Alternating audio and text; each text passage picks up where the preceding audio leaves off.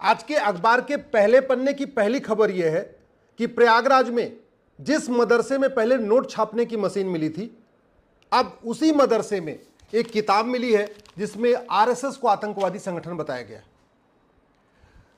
मदरसों में हथियारों का जखीरा मिल चुका है, मदरसों में हिंदुओं को काफिर बताने वाली किताबें मिल चुकी हैं।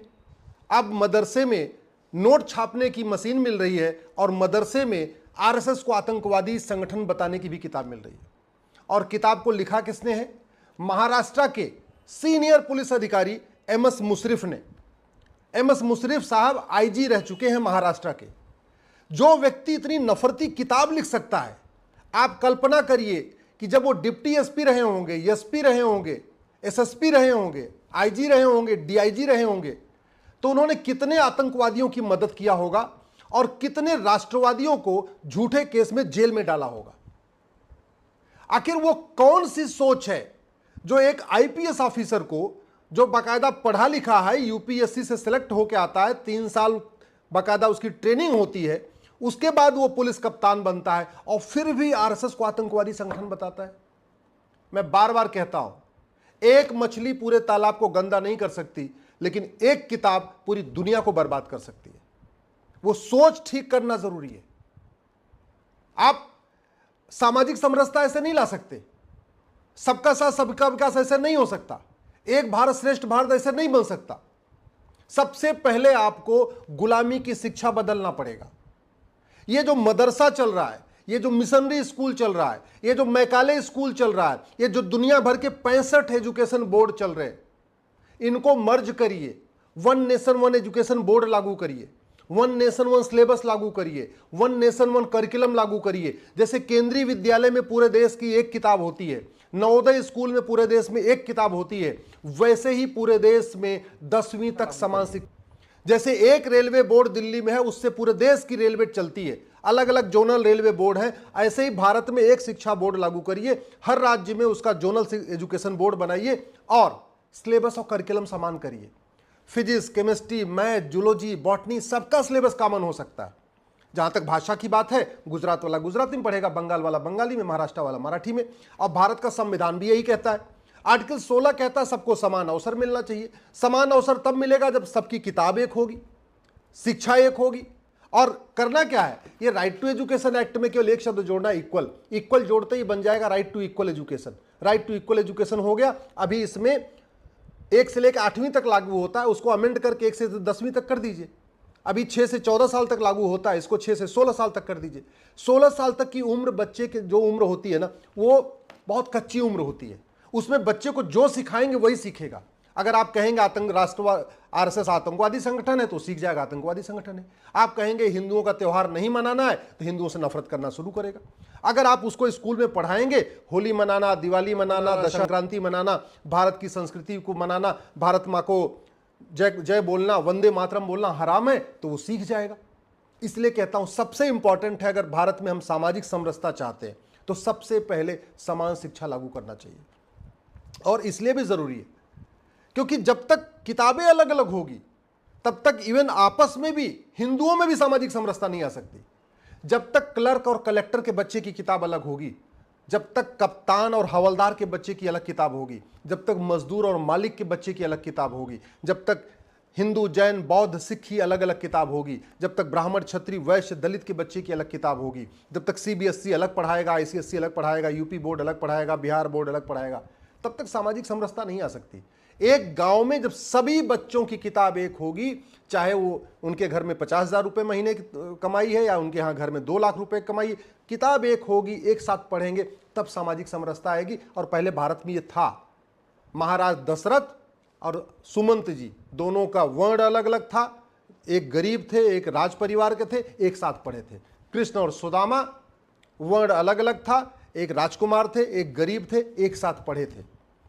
भगवान श्री राम निषाद राज वर्ण अलग अलग था, एक गरीब थे, एक राज परिवार के थे, एक साथ पढ़ते थे। पहले भारत में सामाजिक समरसता इसलिए थी क्योंकि स्कूलों में वेद पढ़ाया जाता था, आप रामायण पढ़ाया जाता था, भगवत गीता पढ़ाई जाती थी, वसुधैव कुटुंबकम पढ़ाया जाता था। अब वो नहीं पढ़ाया जा रहा है।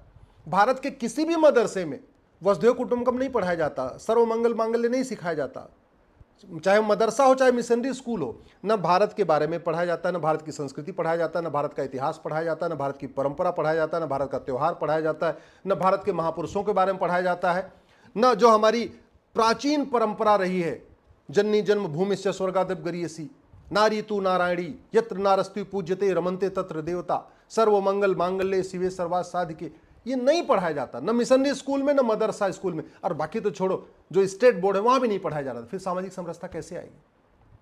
सामाजिक समरसता खत्म होने का सबसे बड़ा कारण यह है कि भारत में न्याय व्यवस्था सड़ चुकी है।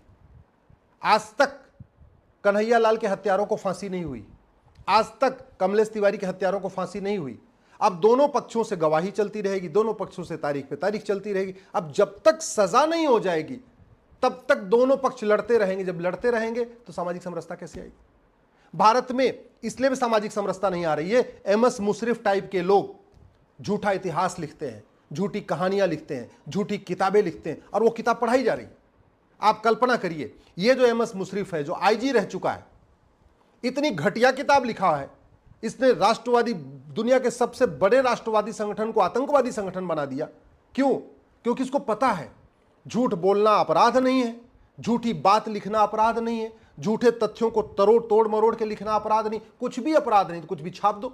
हमने क्या किया है? फ्रीडम ऑफ स्पीच के नाम पे, फ्रीडम ऑफ एक्सप्रेशन के नाम पे लोगों को झूठ बोलने का अधिकार दे दिया है, झूठ लिखने का अधिकार दे दिया है, झूठा सोचने का अधिकार दे दिया।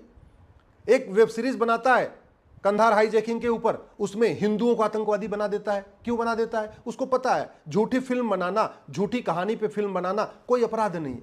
और एमएस मुशर्रफ को भी पता है, पढ़ा लिखा आदमी है, आईपीएस है, इसको भी पता है कि झूठी किताब लिख देना कि राष्ट्र आरएसएस आतंकवादी संगठन है, ये भी गंभीर अपराध नहीं है। और एक बात आपको बता दूं, ये एक मदरसे में पकड़ा गया है कि आरएसएस आतंकवादी संगठन है। सच्चाई तो यह है कि भारत के सभी मदरसों में ही पढ़ाया जाता है, भारत के सभी मदरसों में पढ़ाया जाता है। हम पाक हैं, बाकी जो हमें नहीं मानता, हमारी पूजा पद्धति को, हमारी इबादत के तरीकों को नहीं मानता, वो सब नापाक है। भारत के सभी मदरसों में सिखाया जाता है हिंदू, जैन, बौद्ध, सिख काफिर है।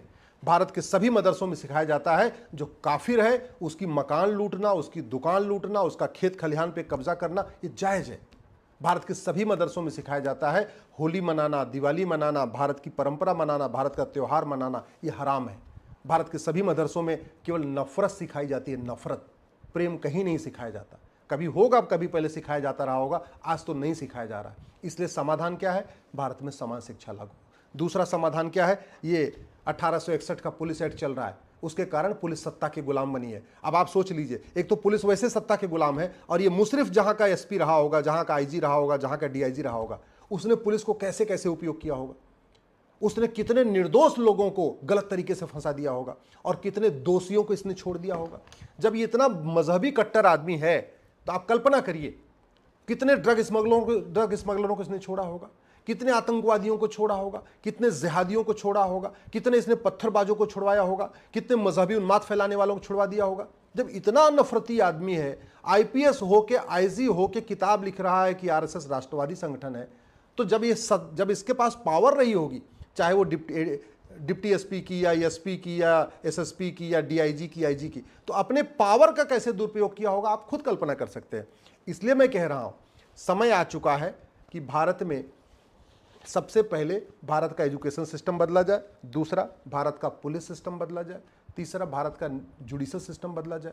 अब भारत में नार्को पॉलीग्राफ ब्रेन मैपिंग कानून नहीं है कि आप इस मुशर्रफ का, ये जो आईजी है जिसने ये किताब लिखी है, इसका नार्को पॉलीग्राफ टेस्ट करके ये पता करें कि इसने कितने लोगों की मदद किया है, कितने आतंकवादियों की मदद किया, कितने जिहादियों की मदद की, कितने मजहबी उन्मादियों की मदद किया, कितने नशा तस्करों से पैसा ले लेके ये उनको छोड़ता रहा है, कितने।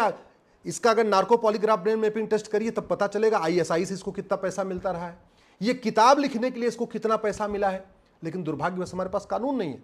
हमारे पास झूठी किताब लिखने का, झूठी कहानी लिखना कोई गंभीर अपराध नहीं है। तो मुशर्रफ ने किताब लिख दी, आपने किताब तो पकड़ लिया, मुशर्रफ को सजा मिलेगी क्या? नहीं।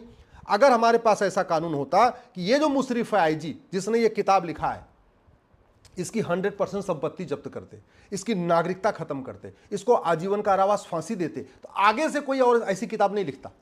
अगर एक बार हम मदरसों में 2-4 जगह छापा मार के ऐसी किताबें पकड़ लें और जिन लोगों ने ऐसी किताबें पढ़ लिखा है उनको फांसी पे लटका दें, उनकी सिटीजनशिप खत्म कर दें। जो ऐसी किताब पढ़ाते हैं मौलवी उनको फांसी पे लटका दें, उनको आजीवन कारावास दे दें, उनको नागरिकता खत्म